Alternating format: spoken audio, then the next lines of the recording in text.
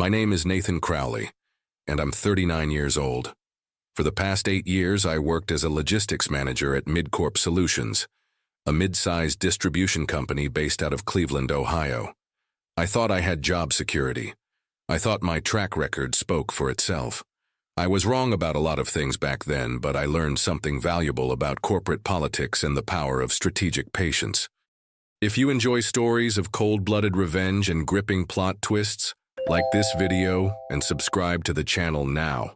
There are brand new, unreleased stories here every day, each one more intense than the last. Let me start from the beginning. MidCorp handled logistics for automotive parts suppliers across the Midwest. My department managed inventory flow, shipping schedules, and warehouse operations for 12 different client contracts worth approximately $4.2 million annually. I had built that operation from the ground up, transforming what used to be a chaotic mess of missed deliveries and angry customers into a well-oiled machine that consistently hit 97% on-time delivery rates. My team respected me because I never asked them to do anything I wouldn't do myself. I knew every forklift operator by name, understood the intricacies of our warehouse management software better than the IT department, and could spot potential bottlenecks 3 weeks before they became problems. When corporate headquarters in Detroit sent efficiency auditors our way, they consistently praised our operation as the gold standard for the entire company. But success breeds envy, and in corporate America, envy can be more dangerous than incompetence. Brenda Hayes worked in quality assurance. 42 years old, she'd been with the company for 6 years and had always struck me as professionally adequate but personally bitter. She had applied for a promotion to senior quality manager 18 months earlier and been passed over for someone with better credentials. Since then, she'd made subtle comments about favoritism and questioned various departmental decisions during staff meetings. Should have paid more attention to those warning signs. Malcolm Firth was my direct supervisor, the operations director. 55, balding, and perpetually worried about his next performance review. Malcolm was the type of manager who made decisions based on what would cause him the least amount of immediate trouble, rather than what was actually right. He avoided confrontation like it was radioactive, and had a talent for taking credit when things went well, while distancing himself when problems arose. The incident happened on a Tuesday morning in March 2023. I was reviewing quarterly shipping reports when Malcolm called me into his office. His face was grim, and he had that look he got when he was about to deliver bad news, but wanted to pretend it wasn't his fault. "Nathan, we need to talk," he said, closing the door behind me. "There have been some serious allegations made about your department's reporting accuracy." I sat down, genuinely confused. "What kind of allegations?" "Brenda brought some concerns to my attention yesterday. She claims there are discrepancies in your delivery success metrics. She believes you've been manipulating the numbers to make your department look better than it actually is." The accusation hit me like a physical blow.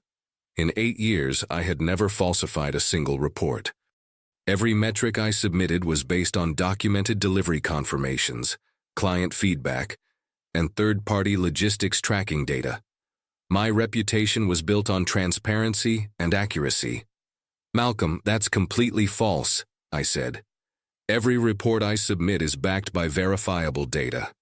I can show you the documentation for any metric you want to review." He held up his hand, avoiding eye contact. "Nathan, I understand this is difficult, but the company can't afford to have questions about data integrity. Given the sensitive nature of these allegations and our upcoming contract renewals, I have to make a decision that protects the company's reputation." I realized where this was heading, but I couldn't quite believe it. "Are you firing me based on an unsubstantiated rumor?" "I'm terminating your employment effective immediately. Security will escort you out, and HR will be in touch about your final paperwork." I didn't argue. I didn't plead my case or demand to see evidence. I simply nodded and said, "I understand." Malcolm looked almost disappointed by my calm reaction, as if he'd been expecting drama that would justify his cowardly decision. The security escort was humiliating by design. James, the security guard who walked me to my desk, had worked with me on several after-hours inventory counts. He looked genuinely sorry as he watched me pack my personal items into a cardboard box. My team members stared in shock as I cleared out 8 years of my professional life in 15 minutes. "What happened?" asked Sarah Martinez, my assistant manager and one of the most competent people I'd ever worked with. "Just a misunderstanding," I told her quietly. "Keep the operation running smoothly. You know what to do." As I walked through the warehouse for the last time, I noticed something that Malcolm and Brenda probably hadn't considered. My entire team was watching. These weren't just employees. They were professionals who had chosen to follow my leadership because they respected my competence and integrity. They knew my character better than any corporate executive ever would. The drive home to Westlake was surreal. After 8 years of 60-hour work weeks and constant pressure to meet delivery deadlines, I suddenly had nowhere to be. My wife Jennifer was shocked when I walked through the front door at 11:30 a.m. "What are you doing home?" she asked, looking up from her laptop where she was working on client presentations for her marketing firm. "I was fired," I said simply, "based on false accusations that I manipulated reporting data." Jennifer knew me well enough to understand the absurdity of that charge. She'd seen me stay up until 2 a.m. double-checking inventory reports and cross-referencing delivery confirmations. She'd watched me build detailed spreadsheets to track performance metrics that most managers would have estimated or delegated. "That's insane," she said. "What are you going to do?" "I'm going to let them discover what they've lost," I replied. Over the next week, I did something I hadn't done in years. I relaxed. I caught up on sleep, spent time with Jennifer, and took long walks around our neighborhood. But I wasn't idle. I was thinking, planning, and quietly making phone calls. The logistics industry in Ohio is smaller than most people realize. Word travels fast when a respected manager suddenly disappears from a major company. I started receiving calls from former colleagues, clients, and competitors who had heard rumors about my departure from MidCorp. One call was particularly interesting. It came from David Chen, the Regional Operations Director for Pro Logistics, Inc., MidCorp's biggest competitor in the automotive parts distribution market. Pro Logistics had been trying to break into MidCorp's client base for years, but struggled with operational efficiency issues that limited their growth. "Nathan," David said during our phone conversation 2 weeks after my termination, "I'll be direct with you. We've been following your work at MidCorp for a long time. Your department's performance metrics were the industry standard. We're looking for someone to completely overhaul our Cleveland operation, and frankly, you're the only person we trust to do it." The offer was substantial: a 20% salary increase, full authority over operational restructuring, and a budget to build the team however I saw fit. More importantly, Pro Logistics was hungry to compete directly with MidCorp for the same client contracts that I had been managing for nearly a decade. "I'm interested," I told David, "but I have some specific requirements if we're going to make this work." During the negotiation process, I was completely transparent about my termination from MidCorp. I provided David with copies of all my performance reviews, client testimonials, and operational reports that proved my track record. I also explained the circumstances of my departure, including Brenda's false allegations and Malcolm's refusal to investigate. David reviewed everything carefully. "Nathan," he said finally, "your results speak for themselves. Whatever political nonsense happened at MidCorp is their loss and our gain. When can you start?" "1 month from today," I replied. "April 15th. I started at Pro Logistics on April 15th, exactly 1 month after my termination from MidCorp. The timing was perfect. Long enough for MidCorp to start feeling the operational gaps in my absence, but not so long that the industry had forgotten about my sudden departure. My first week was spent conducting a comprehensive audit of Pro Logistics' Cleveland facility. What I found was exactly what I expected: a company with solid contracts and decent equipment, but absolutely terrible operational efficiency. Their on-time delivery rate was hovering around 78%. They were hemorrhaging money on expedited shipping costs, and their warehouse organization looked like it had been designed by someone who had never actually worked in logistics. But they had something MidCorp was about to lose: ambitious leadership that was willing to invest in excellence rather than just maintain the status quo. David Chen gave me complete authority to restructure the operation however I saw fit. My first move was strategic and surgical. I identified exactly which positions I needed to fill to build a world-class logistics team. I knew the market value for top talent in each role, and I knew exactly where to find the best people. They were all working for Malcolm Firth at MidCorp. I started with a phone call to Sarah Martinez on a Thursday evening in late April. She had been running my old department since my departure, and from what I heard through industry contacts, she was drowning under the workload without adequate support from upper management. "Sarah," I said when I reached her on her cell phone, "I wanted to let you know about an opportunity that might interest you. I'm building a new team at Pro Logistics, and I'm looking for a warehouse operations supervisor. The salary is $68,000. I believe that's about $15,000 more than you're making now." There was a long pause. "Nathan, I can't even tell you how much of a mess things have become since you left. Malcolm hired some guy named Rick Patterson to replace you, but he doesn't understand our systems at all. We've had 3 major shipping delays this month, and 2 clients have already started asking questions about our reliability. I'm not trying to poach you, Sarah," I said carefully, "but I want you to know that there are options available if you decide you want to work in an environment that values competence over politics." She didn't give me an answer that day, but I could hear the wheels turning. Over the next 2 weeks, I made similar calls to 4 other key members of my former team. Mike Torino, the lead forklift operator who knew our inventory system better than anyone. Lisa Rodriguez, the shipping coordinator who had memorized the delivery preferences of every major client. Tom Bradley, the maintenance supervisor who could fix any piece of warehouse equipment with spare parts and determination. And Marcus Williams, the senior logistics analyst who had been consistently passed over for promotion despite being the most competent person in the building after me. I wasn't just offering them jobs. I was offering them careers with a company that would invest in their success. The salary increases ranged from 12 to 22%, plus better health insurance, and a company that actually listened to employee suggestions for operational improvements. The most important conversation was with Marcus Williams. He was 32 years old, brilliant with data analysis, and had an MBA from Case Western Reserve University. He was wasting his talents under Malcolm's risk-averse management style. "Marcus," I said during our coffee meeting at a Starbucks in downtown Cleveland on a Friday afternoon, "I'm offering you the position of Assistant Operations Director at Pro Logistics. Starting salary is $85,000, full benefits, and direct involvement in strategic planning for our expansion into the Michigan market." His current salary at MidCorp was $62,000, with no clear path to advancement and no recognition for his analytical contributions. "Nathan, I have to ask, are you doing this to hurt MidCorp, or because you genuinely think we can build something better at Pro Logistics?" "Both," I answered honestly. Malcolm made a decision to throw away 8 years of operational excellence based on office gossip. I'm giving you the chance to be part of something that values results over politics.